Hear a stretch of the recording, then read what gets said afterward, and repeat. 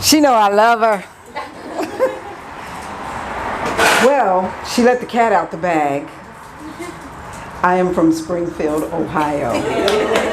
That meant nothing 2 months ago. But I grew up as an 8-year-old. I was this rambunctious, carefree, loud, laughing child with the biggest voice on the playground and the wildest friends. And we would jump rope, and we would play those hand games, you know, Miss Mary Mac, Mac, Mac, all dressed in black, black, black, with silver buttons, buttons, buttons, all down her back, back, back. Yeah, so we would play those hand games, and it was very competitive for me and my friends because we wanted to be the one that made the other person mess up. So we were very competitive. I would play on the monkey bars, turning flips. I would even play on the basketball court with the boys, and I played tackle football. So sometimes I'd win, sometimes not, but there was nothing that was out of limits. So one of my really good friends, her name was Marie. Now, Marie was not athletic. She was not into the hand games or jump rope. She did not dress appropriately, so I would have my hair neat in ponytails. Her hair would be all over her head. She didn't care. She didn't care that her clothes matched. She was just, well, in a sense, carefree like me. So the only thing that made us super close was we both loved to swing.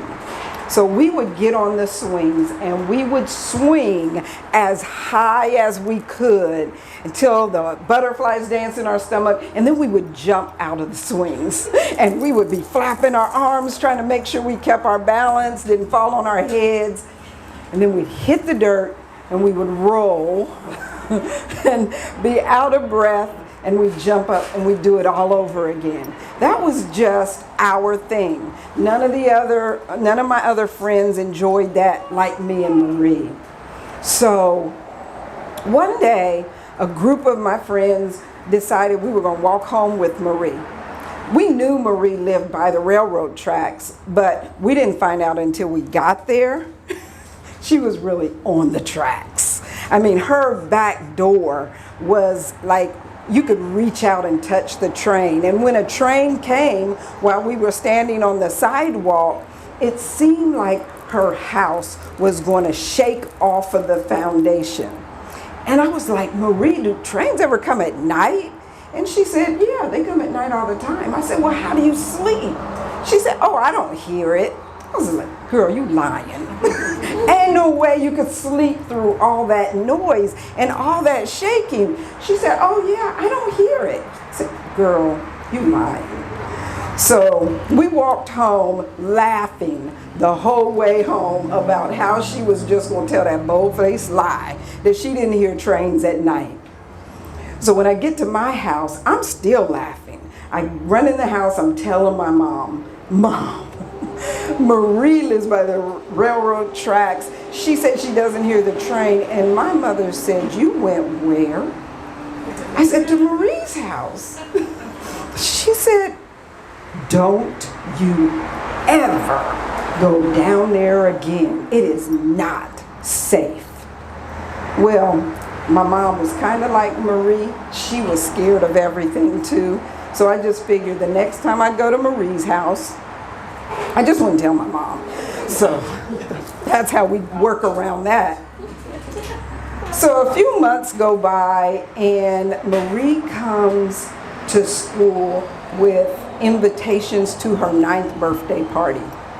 And I come in the room and she's passing them out in class, but I didn't, what I did need to tell you was, one of the things my mother also did was she made me join Girl Scouts because she got sick of me coming home with my jeans torn up from jumping out of the swing. So with Girl Scouts, we would do community projects or arts and crafts, real sedate stuff.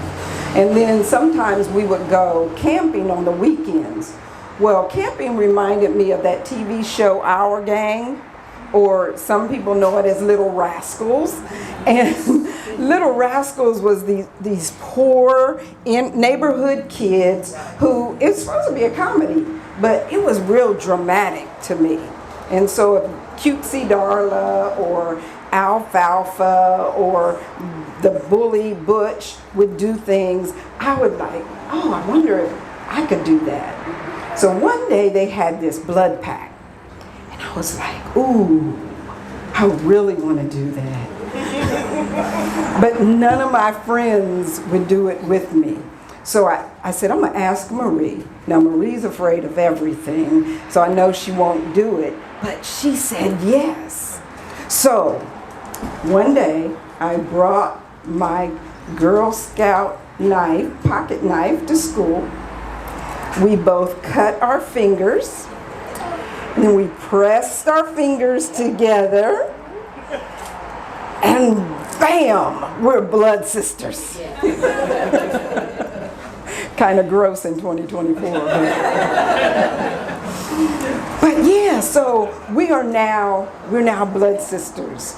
We are connected.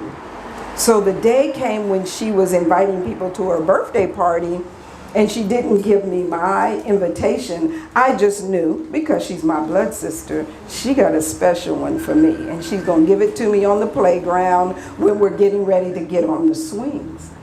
Well, when I went to the playground, she wasn't there. I couldn't find her. And then, unbeknownst to me, she's at the monkey bars. She can't hang on the monkey bars. So she was sitting on the ground crying. I said, what happened? Did you fall? Did you hurt yourself? She said, no. I said, well, what happened? Why are you crying? And she just stood up, but she wouldn't look at me. So I said, hey, by the way, you forgot to give me my invitation to your party. And she turned away and said, my daddy don't allow no niggas in his house. I said, what did you say? She said, my daddy don't allow no niggas in his house. And then she ran. Now, you know I could have called her.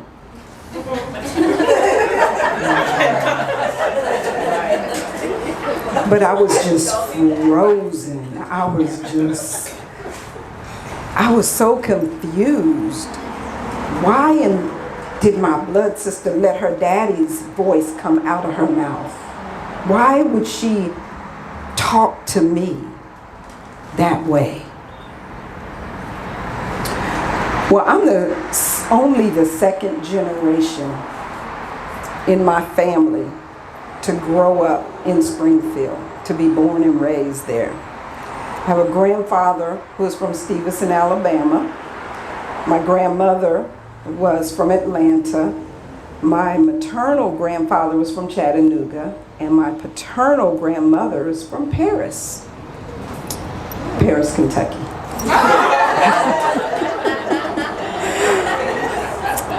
But none of my family lineage, my roots are in Springfield, but they moved. They migrated to Springfield looking for a better life. My grandfather, my paternal grandfather, actually witnessed the lynching that happened in the early 1900s, where a black man was pulled out of prison, murdered, hung up, and then his body was riddled with bullets right in the middle of downtown. Springfield has not always been a safe place. So when we have an ignorant politician who would say our migrant Haitians are eating pets, and it spreads all over the world, it makes me wonder, how could someone be so angry about immigrants when you're married to one? I just wonder how the indigenous people to Springfield or Clark County, how crazy they think this privilege is, with all of us being migrants to that community. Another thing I wondered was if Marie ever told her daddy that my black blood was in his house every day. Thank you.